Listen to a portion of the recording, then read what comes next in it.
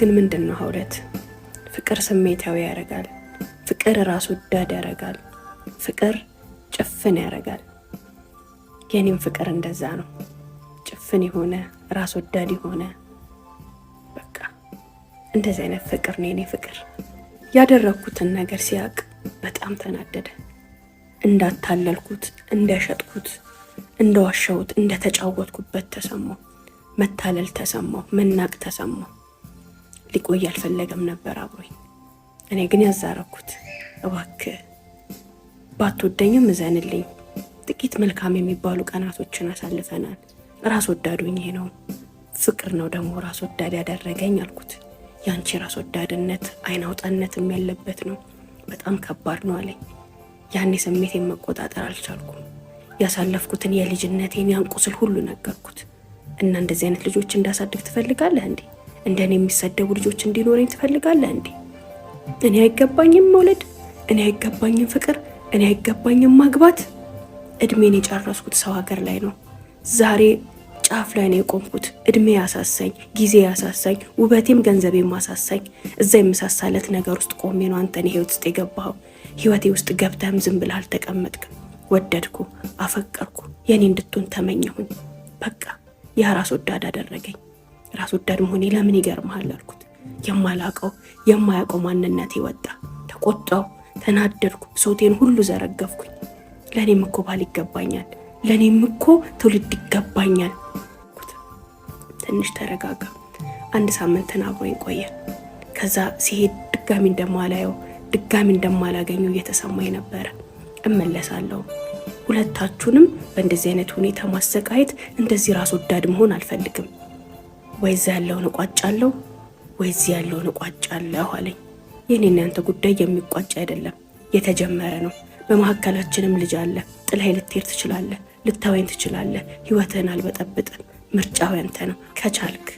ከቻልክ ልጅህን እየቆየህም ቢሆን እየመጣህ ያው ስደተኛ ነው አባትህ እለዋለሁ ብዬው ተለያየን።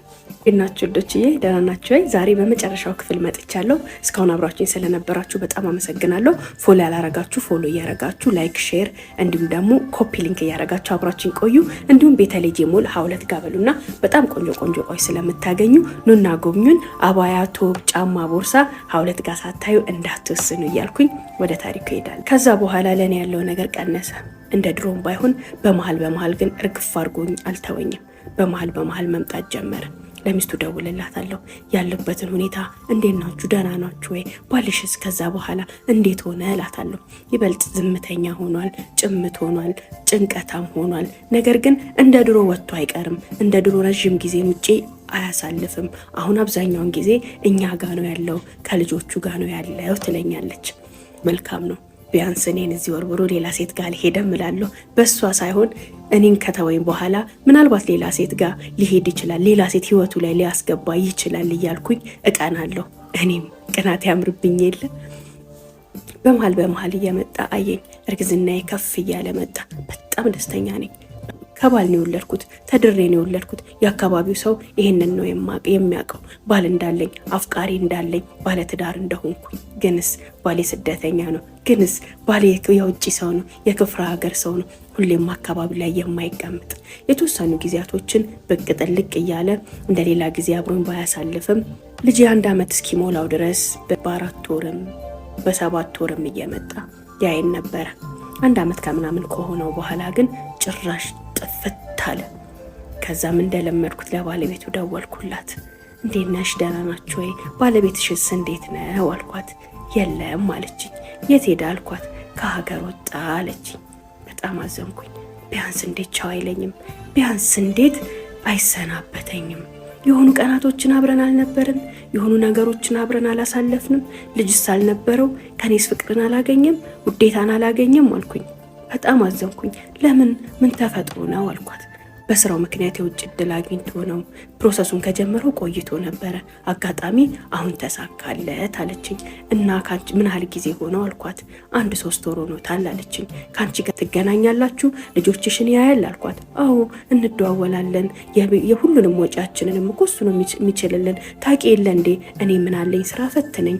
ይኸው እንደውም ለእኔም ደስ ብሎኛል። የተሻለ ነው እቤት ውስጥ ሆነን እንደዛ ተኮራርፈን እንደዛ ዝም ተባብለን እኔም ኃጢአቴን እያሰብኩኝ እየታመምኩኝ ከምኖር ይሄው ይሻላል ለአንድ ፊቱ መለያየት አለችኝ። በቃ እንገናኛለን አልኳት። በዛ ተዘጋ። ጠበቅኩ። አንድ ቀን ይደውልልኛል፣ አንድ ቀን ይፈልገኛል፣ አንድ ቀን ያገኘኛል ብዬ ጠበቅኩኝ። ሀውለት እንደመጠበቅ ከባድ ነገር የለም። ያፈቀርሽውን እንደሚመጣም እንደማይመጣም የማታቂውን አንቺ የኔ የምትይውን እሱ ግን ያንቺ ያልሆነውን አንቺ የምትፈልጊውን እሱ ግን የፈልግሽም አይፈልግሽም የማታቂውን ሰው እንደመጠበቅ ህመም የለም፣ እንደመጠበቅ ቁስል የለም። ከሱ በኋላ ህይወቴ ውስጥ ማንም አልገባም፣ ማንምም አይገባም፣ እንዲገባም አልፈልግም።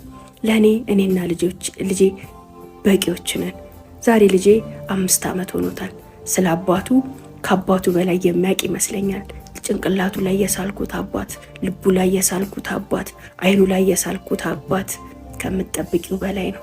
ከምንም በላይ ያ ኬክ ስንቆርስ፣ ያ ልደት ስናከብር፣ ያ እኔ ዋሽቼው እሱ ያገባሁትን ያን ፎቶ ለልጄ ሳሳየው የሚሰማኝ ኩራት፣ የሚሰማኝ ደስታ።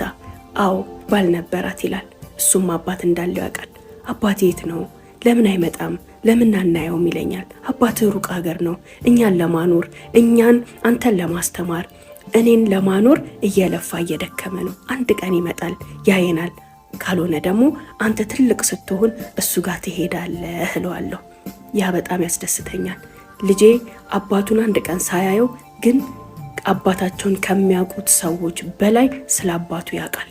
ስለ አባቱ መልካም ነገር ብቻ ነው የምነግረው። ጥሩ ነገር ብቻ ነው የማወራለት። ከሆነው በላይ ከማውቀው በላይ እሱን እኔ በፍቅረኝነቱ በወዳጅነቱ ነው እንጂ በአባትነቱ አላውቀውም። ነገር ግን ልጄ አባት ምን አይነት ሰው ቢሆን ደስ ይለኛል፣ ምን አይነት ሰው ቢሆን እመኛለሁ ብዬ ጭንቅላቴ ላይ የሳልኩትን አባት ለልጄ ተረክለታለሁ። ልጄ በዛ በጣም ደስተኛ ነው። የሰፈሩም ሰው ለምን ጠፋ ምን ሆኖ ነው ይለኛል። ከኢትዮጵያ ውጭ ሄዶ ነው፣ እንደዋወላለን እንገናኛለን እላቸዋለሁ። እሱ ግን ከዛ በኋላ አይቼውም አግኝቼውም አላቅም። ስልክም ደውሎልኝ አያቅም፣ ፈልጎንም አያቅም። አሁን ከተለያየን ድፍን 4 ዓመት ሆኖናል። እንዲሁም ደግሞ ከሚስቱ ጋር እስካሁን የምንደዋወል በአካል ከዛ በኋላ ላገኛት ድፍረቱ ባይኖረኝም በስልክ በጽሁፍ ግን እናወራለን፣ እንጻጻፋለን። ከዛ ውጪ እስከ መጨረሻው ጠብቀዋለሁ። አሁንም እየጠበቅኩት እገኛለሁ ትለናለች። ይህ ታሪክ በዚህ አልቋል። ምን ተሰማችሁ? ምን አሰባችሁ? ስለተከታተላችሁኝ አብራችሁኝ ስለሆናችሁ እጅግ በጣም አመሰግናለሁ። ቀጣይ በሌሎች ታሪኮች ደግሞ እንገናኛለን። ላይክ፣ ሼር፣ ፎሎ እያረጋችሁ እንዲሁም ደግሞ ቤተል ኤጄ ሞል 2 ጋር ብላችሁ እያጎበኛችሁን አብራ